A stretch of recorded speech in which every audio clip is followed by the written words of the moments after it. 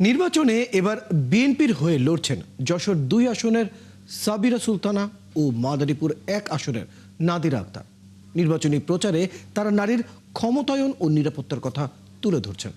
প্রতিনিধিদের পাঠানো তথ্য ও ছবিতে প্রতিবেদন। জীবনে ডাকে আমি সারা দে আমি থামি না। Freedom sanitary napkin. ফ্রিডম মানে স্বাধীনতা। ভোটারদের মত এবার যশোরে দৃষ্টান্ত গড়েছেন বিএনপি প্রার্থী সাবিরা সুলতানা।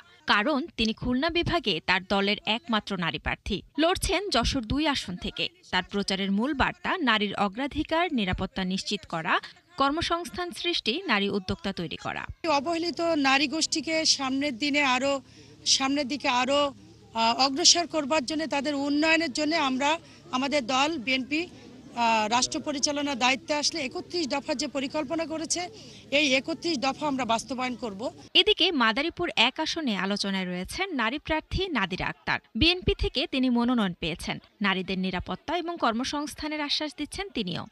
নারীদের বলি, তারা তাদের নিরাপত্তার সাথে আমি কাজ করব, নারীদের কর্মসংস্থানের জন্য কাজ করব।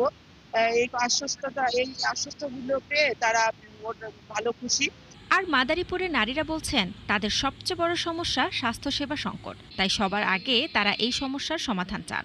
চাওয়া পাওয়া যে আমাদের যে তৃতীয় লিঙ্গের মানুষ আছে, তারা জানি বাংলাদেশের যোগ্য মর্যাদা পায়। আমরা জানি নিরাপত্তা কোনো সুস্থ কাজকর্ম করতে পারি, যেটা ভালো হবে সেটা ভাবে জানি আমাকে রাখে। আমরা এমন একজন নেত্রী এবং নেতাকে চাই, যার সাহায্যে আমাদের দেশ উত্তরোত্তর উন্নতি হবে এবং আমরা আগামী দিনে স্বাধীনভাবে দেশে চলতে পারবো। ত্রয়োদশ জাতীয় সংসদ নির্বাচনে এবার নারী প্রার্থীর সংখ্যা মোট 85 জন।